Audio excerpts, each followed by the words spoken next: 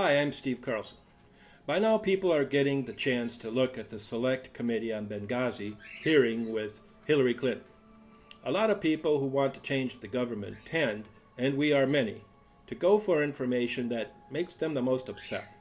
They tend to promote extremist and hyper-partisan points of view, either left or right. We need centrism.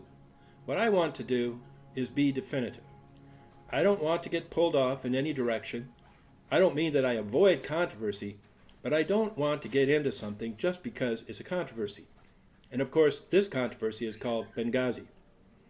And I want to offer a warning on this Benghazi hearing issue, and that is that I am familiar with politicians.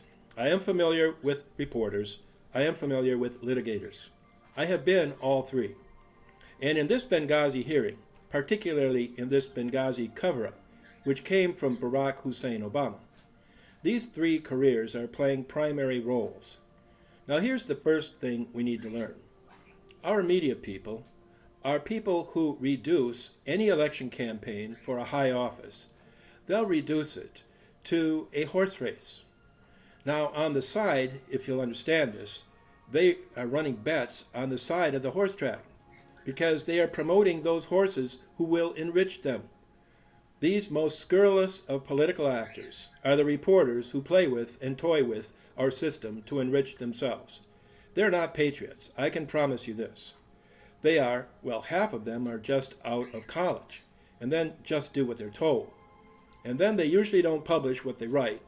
But when they get on the big stories, you're not going to find too many of the Watergate Washington Post crew out there. Robert Redford playing Bob Woodward and Dustin Hoffman playing Carl Bernstein. Now, I've met Bob Woodward at the Washington Post for a journalist convention event, and he just happened to be in the hallway talking to David Broder. But Bob Woodward doesn't look much like Robert Redford. He's really pretty boring, actually. But the point I want to make about Watergate is that these guys just about lost their jobs. Nobody was interested in or would publish what they were doing, Watergate. Now, why is that? Because of what I'm just telling you, that the political press and the newspapers and the press in general are corrupt. They're in bed with the money. They're in bed with whatever campaign they can get the money to throw a little bit their way. Is that corruption? That's corruption. They're only interested in paying customers, not independent Americans, and they need that money. For many media establishments, this is the only time of year they can get rich, and everything about our media today is self-promotion. Now, I am promoting my campaign, distributing this YouTube video. But that's part of a dialogue, of discussion. We together have a duty to govern ourselves, and in order to do that, we need to discuss issues. If you'll notice my campaign, well, people must think I'm crazy because that's all I do is discuss issues. But having been a political leader, and I should say student, university student, and having been a litigator, I have things in the Supreme Court right now. They're totally valid, they're cutting edge, and they're something that's protecting and restoring democracy against Mark Dayton and the Minnesota DFL and the duopoly. All my litigation is based on a sound understanding of the law and Constitution, and I can tell you, courts are corrupt too.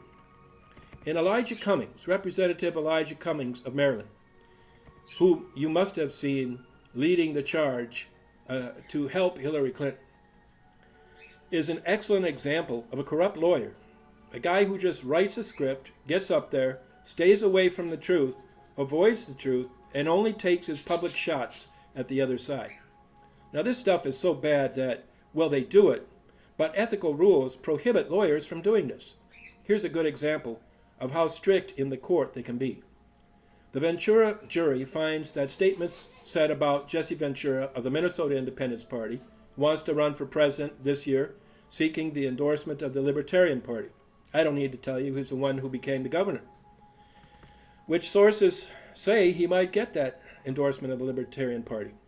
That he was defamed then by those false words by Chris Kyle. And right now they're trying to throw the verdict of $1.8 million, cut it down to about $500,000. Because his lawyers at some point in the trial, I guess, mentioned that the other side had an insurance policy. Now that's a very, very strict rule. And I'm not accusing Ventura's lawyers of doing this. I assume they did not. But I'm only showing the restraints on lawyers in a legal proceeding that politicians before the media are not bound by. I don't know if Ventura will lose that or not. I am not familiar with, oral argument before the jury in his case. I certainly wasn't there. But I can tell you this, that there's no such rules governing Elijah Cummings, and so you, the voters, are the court. You're the judges in this case of Benghazi. And if you take your responsibility and going online during the hearing, looking at some of the discussion at hashtag Benghazi hearing on Twitter, I can tell you that about maybe 2% of the people there take it seriously. Probably a little bit higher. Some of the conservatives are concerned about the shoddy treatment of this issue. But most of the people, they'll come and talk about something else. Well, what about this person that something happened to? Who cares about Chris Stevens? Look at these other things. This is a kind of irresponsibility you get. But if you do take that position as a judge seriously, then you would be frustrated by the antics and unethical tactics of Hillary Clinton and her able partisan on the committee, Elijah Cummings from Baltimore, Maryland. You can see how his leadership has benefited that unfortunate city. And Cummings was totally unrestrained. And that is a lawyer that is not restrained by the ethical rules of the bar. They get up there and run their politics, all bets are off. And actually our so-called press finds these kinds of showboats like Elijah Cummings to be hugely entertaining and colorful. And that certainly showed up in the hearing. He was just arguing res judicata as lawyers do. But given my background and experience, I want to discuss some of the important points. Now, I don't believe that Trey Gowdy, the chairman, was trying to win any political points. I listened to this man, and I believe he comes from a long line of distinguished members of Congress from that state, not only very eloquent and penetrating in his discussion, but he takes this issue very seriously. And I think people are really legitimately concerned that somebody who shows this kind of callous and reckless behavior and then lies and covers it up, which we all know the Clintons are so famous for. And I have to be honest with you, when I first saw Bill Clinton in office and saw, some of the numbers of the economy improving and different things like that, I felt, even though I had voted for George H.W. Bush against him, because I met some of these people in Washington and had a good opinion of what they were trying to accomplish. That was important to me. I gave Bill Clinton credibility on a personal level. I voted for him in 1996. But the point is, Hillary Clinton is by now a known liar. She got kicked off the Watergate committee. She's been here before on the other side, right out of law school. Yep, she's one of those slimy lawyers who realize that they can get away with certain things, anything, in this forum. They've learned what they do, people like Clinton and some other lawyers I discussed this with before, they use these wrongful, proscribed lawyer behaviors as a roadmap to get, that tells them what they can get, how they can get it. So they study these things. And then because somehow they feel they're justified of their ambitions and their goals, they'll play these very things out. And of course, she'll use her womanly wiles, crying or laughing or whatever, but she appeared to have an inappropriate affect during this hearing when she was talking about the bravery which she said led to Christopher Stevens' death. Well, what this hearing is about is not his bravery or what role his bravery might have played, because right at the outset she purported to praise his experience and his knowledge and wisdom and expertise in the area of doing just the kind of mission he volunteered for, which was a very important mission. Her whole excuse for her failure at Benghazi was that it is a dangerous world. How convenient. Why is it such a dangerous world? Because she's the Secretary of State, and because Barack Obama has been in the White House for almost 8 years because of the symbolism and identity politics of the Democrat Party. And this has been a disaster. And if you don't get a handle on what's going on here, their identity politics will bring this nation down. Now, 9/11 was pretty bad, real bad. Right now, things are even worse. The enemy does not have to pull off a surprise, unimaginable planned attack on the World Trade Center. They're all over. Europe is teetering because of Obama's moves in the Middle East and his attacks on Christianity. Right now, he's cutting defense and threatening to grind Washington to a halt. It was not enough to elect conservatives to the House and Senate. Now he's doing everything he can to grind the government to a halt and implement socialism. And now Hillary is admitting she's fine with socialism. And Bernie Sanders, obviously a socialist, is shaking hands with her about this hearing. To any member of the caretaker party, that core of voters who want to ensure that we take care and maintain our republic, and there are many in the electorate who do not care about that, these are perilous times because we have leaders who make the world a dangerous wasteland of failed states and failed governments. Now, one of the things that any careful listener would pick up in this hearing would have been that there's a major story here that is not being told. It's a story about what Hillary Clinton and Barack Obama and Susan Rice and all these kinds of people actually tried to do in that area of the world, beginning in Tunisia. And I think you can see that anybody that had been in power for about 40 years was going to be a victim of this wily woman and her ambitions. Her ambitious, opportunistic colleague, Barack Obama. They were going to be dead. They were going to be shot. They were going to be removed. They're going to be arrested and imprisoned. Clinton and Obama used all of these tactics. And then they pretend that they can use these little anarchistic strategies in all these countries like Egypt, like Syria, like Tunisia and Libya.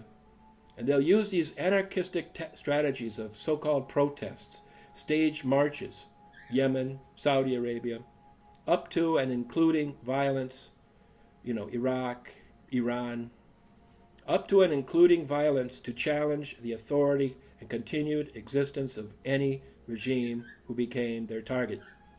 And they would replace the governments with Hillary's version of democracy, which is not democracy. And Muammar Gaddafi definitely became one of their targets.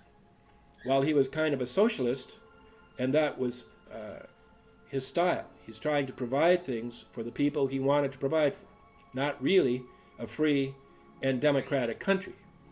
But I would not say he was necessarily religious.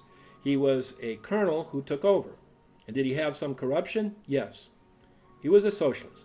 He funded Friends of Barack Obama himself, the Nation of Islam, with a nice facility right there in Chicago. And also the Black Panthers were supported by Gaddafi in the past. And in 2009, 2010, Gaddafi became chairperson of the African Union, so you see he's running up against Obama, who just got elected in 2008. And Gaddafi had helped to found the African Union. So basically, Barack Obama viewed him as competition in Obama's own plans for Africa, his homeland. He did not support homosexuality. Gaddafi did not, which Obama did. And Obama tries, even today, to force homosexuality on all African nations. Supposedly, Americans want him to do this. I do not. Gaddafi would have stirred consternation in both Hillary Clinton, Obama's agent, and Obama himself when he once said that HIV was, quote, a peaceful virus, not an aggressive virus, unquote, and assured attendees at the African Union that if you are straight, you have nothing to fear from AIDS, according to Wikipedia. So, can you see one reason that they're very dead set against not being straight? Because AIDS has devastated Africa. I'm not sure that he was right. I don't think he was. But you can see that he would not have gotten along well with Barack Obama. But what drew the American public's attention to him was his backing and acceptance of terrorism around the world. And his country was hit with some missiles from the United States and various things during the Reagan administration. He was just like low-hanging fruit. He did use Sharia law as a new legal system, as Obama now supports in the United States. And now you have Hillary Clinton supporting the same thing. And here she testified, she used the video, this anti-Muhammad video, I would say, to even mislead the Select Committee on Benghazi, arguing that that video was the cause of the attack on the diplomatic compound in Benghazi. And she said, we deplore any American criticism of the religious practices of Islamic governments, but said it still does not justify any attacks, including the Benghazi attacks. And as you listen to the discussion, it's like Hillary Clinton, besides being Hillary Clinton, and the past of those two Clintons that have unfortunately become nationally famous because of their tactics. And now you have Bill trying to get his wife in as president. You can't get much lower than that, abusing the country in that way.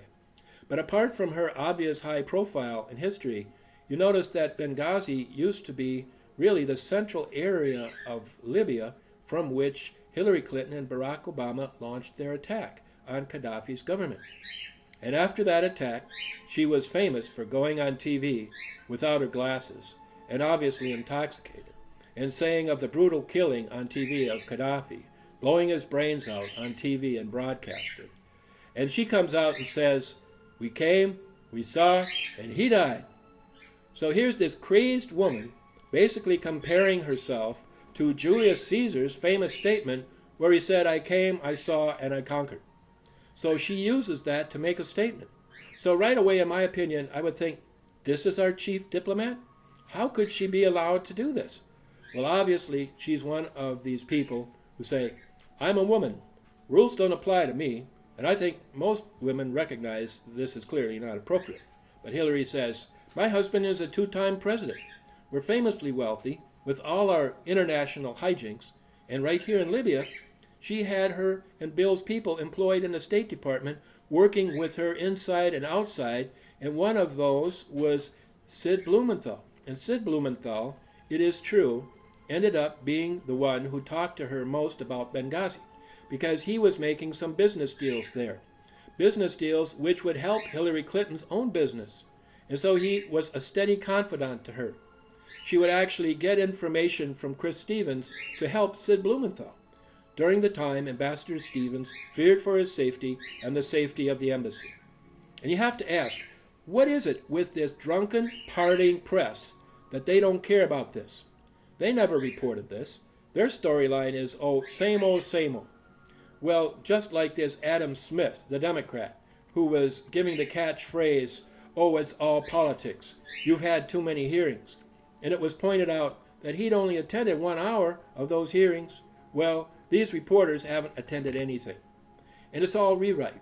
And they don't have any political experience or international experience. They're sent down by their publisher, their broadcaster, to go down and keep up with the other guys. You know, make sure no other publication's going to catch us by surprise by breaking a story that we can't break. Well, of course, now you know it's 24-hour news cycle. It's impossible to break a story. Occasionally, a paper will get a better headline than another one. Basically, anybody who really cares has already got the story because it's online. And what we're doing is degrading the mass media. We no longer need them. The problem is they still need the millions and billions of dollars that are slushed around during an election, especially a federal election on TV. And even though most of the hard news that most of the Democrat voters get, they pick up from Jon Stewart and other comics, so they don't really know anything about what is being discussed, but have learned to pretend that they do because apparently it's stylish. They think they're in a new history or something. But in reality, very few reporters know what's going on. And so they don't care about this. They don't care about something like the way this guy was treated. Now, it was said significantly, I think, that Stevens contacted Clinton and asked to be pulled out because of safety and security concerns just 5 days after getting into Benghazi in 2011. On this mission, before the fall of Tripoli and the Libyan government and the killing of Gaddafi. His mission was to go down there, as Hillary described it, and talk to people who might oppose the Gaddafi regime and might be reliable to be supported by the U.S., so that they would become our client state. This is what kind of goals Hillary Clinton calls hard-nosed diplomacy, which means every state in the world has to be our client state, so we can start cutting our business deals, especially oil-producing countries like Libya. And I can understand that we would want sources of energy. I really can understand this. I also understand what the liberals like Al Franken talk out of the other side of their mouths, which is that we have to get away from petrol fuels, fossil fuels, get into wind and solar energy and all the rest. Well, they weren't concerned with Muammar Gaddafi, so they could put up a bunch of solar panels.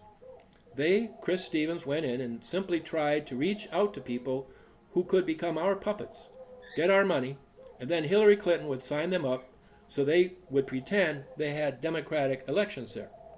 Well, the Democrats pretend they have democratic elections in the United States. And yes, they use a quota system where the majority of voters have to be women. This is what Hillary Clinton is counting on, to pick out who's going to be the Democrat nominee. Well, here there's really a few men who have not gotten the email and who are foolish enough to try to compete against her. We have one socialist, basically. All the rest are gone, hopeless. And even those two remaining, because at this point in the debates both Chafee and Webb have dropped out, there is one person, Larry Lessig, college professor from Harvard, who wants to run on taking the money out of politics, like me. And I guess he's kind of good at it. And he might, who knows if they'll let him show up at the remaining 5 debates. So at this point, if they debated, Biden indicated he will not run. So you'll have Clinton, Sanders, and possibly Martin O'Malley. Because again, nobody, including Sanders, can come up against these gender quotas and race quotas. So it is important who gets the black backing in the Democratic Party. If blacks back Sanders, he'll win the nomination. Sanders. If blacks back Clinton, she'll win the nomination because she's already got 50% of the delegates in Philadelphia in 2016 required by law. And that requires taking the votes away from men who could otherwise be elected, saying, so you cannot even be allowed to be elected to be a delegate because you're a male. And they make some exceptions for homosexuals. So more than half could conceivably be men if they were a minority man that didn't go where the voting slot didn't go to a woman. I'm talking about the blocks for gender, or if they're homosexual. But generally, the majority are women. And the rules require that at least 50% be women of everything, okay? So you really couldn't have a majority of males like over 1%. And in reality, you got to look at this from the conventions beginning in every precinct in the country. And you're going to see that these rules are there, and it's not men that are running the Democrats. Now, this is what they call democracy, Hillary did, when Hillary Clinton says she was bringing it to Libya. She wanted to bring it to Iraq. They wanted at least 20% of Congress in Iraq to be women and to put that in their constitution. And a lot of women around the world are doing things like that. Now, this is making it much more difficult to have peace, prosperity, and good international relations. Hillary Clinton is still all over the map on what caused the attack on Stevens. Even in the Benghazi Select Committee, Hillary Clinton was using Christopher Stevens for a dangerous job because of her long-term goal in Libya. And she and Barack Obama made these decisions. And I'm sure Barack Obama had Susan Rice and these other women who he has doing his work internationally and dealing with the other countries, like Africa and the Middle Eastern countries. And so Hillary had these plans, and she convinced Obama to get behind this plan with some Western allies to take down the Libyan government, very much like what they're trying to do in Syria. And they did take it down, and they created this terrible, tragic, non-functional state, which there are a number of them around the world. And you have to say at this point that the cornerstone of American foreign policy today with the developing world is the non-functional state. Hillary Clinton, during her leadership, and Barack Obama's tenancy in the White House has laid waste, has created a foreign policy wasteland. And she insists that the world is so dangerous, and one of the reasons that it's dangerous is because somebody like her has the ambitions that she does, the unscrupulousness that she does, and that was dripping with dishonesty and deceit in her little smirks and grins at the committee, because she was doing the election thing. She is running for president, and so she is attracting all of the attention of the country. She's kind of trying to be like Donald Trump that way. Hey boys, come and get me and let me make my points. Well, we've all heard her so-called points before, But we did hear some new lies. She was much more practiced right now because she's probably in better health. She has had some health issues, and because she's a practiced campaigner now. You know, that's a nice little spot for her to campaign, which is in a hearing that probably the entire planet would like to see. And I think the judgment of that hearing is going to be, once again, that she has carefully avoided any responsibility by attempting to take credit for what she believes has been accomplished, quote unquote, in Libya. And I think that the giddy high point of her speech at the committee was it was such a thrill to see the people vote over there. Well, they've had elections all the time. And I'm sure that by now the U.S. has figured out where to put their money. And a lot of that was not discussed at the hearing because that wasn't the focus. But you can hear coming in that there's been tremendous change in Libya, that it was designed by her. So as a presidential candidate, what she needs to be judged on is not, did she help Chris Stevens? Because she admits that she did not help Chris Stevens. She didn't do a thing. She admits that she disagrees with the Accountability Review Board of 1998, which said that she as secretary had accountability for this. She won't agree with that one. She agrees with the one where she handpicked Tom Pickering. They came up with some mush that tried to blame everybody but Hillary Clinton. But the real 1998 ARB, Accountability Review Board policy, is that she's in charge. And she also thinks that the host country, Libya, is in charge. The one where she made a shambles of. Now, within 5 days of getting on his mission, Christopher Stevens was urgently asking to be pulled out because the mission was not safe. And then they asked for additional security. 600 requests. He feared for his life from the very beginning. And this situation, because it became even more precarious once the government of Gaddafi fell. Because then you had all kinds of cowboy militias out there. And what they wanted was weapons. She said herself to the panel that, quote, Stevens also knew how urgent it was to ensure that the weapons Gaddafi had strewn all across the country, including shoulder-fired missiles that could knock an airplane out of the sky, did not fall into the wrong hands. Well, of course they have. One of his concerns was to get those weapons out of there. Well, he didn't even have enough security to arm himself, to protect himself. He was completely overrun. And then, as you know, Hillary Clinton lied about it. She and her people came up with the lies that were told by Susan Rice on TV. Now, people say that's old. We all know that. Well, during that time that we all knew that, she wasn't running for president. They can say, well, you're going after her because she's running for president in 2016. I'm going to turn that around right now, and I'm going to tell you the reason our ears are perked up, along with Chair Gowdy, and to get the emails that she tried to hide, and I think they should get even more information, as much as they can, is that we're making the decision whether to put her finger on the button, as it were, to get those 3 a.m. calls. Well, Mike Huckabee and Ron Paul talked about the 3 a.m. call coming to Hillary, and she didn't pick up the phone. Well, Elijah Cummings from Maryland said the call didn't come to her at 3 a.m., so they're liars. Huh? And so he calls them out for supposedly their lies, the lawyer for Clinton. Well, what did she do? She went home and didn't come in until morning. We really don't know how many calls she did or didn't get, because she vacated the premises of her Secretary of State office and left all the others in charge. I think that she should have acted. I think she's responsible, along with Barack Obama, for allowing this to happen.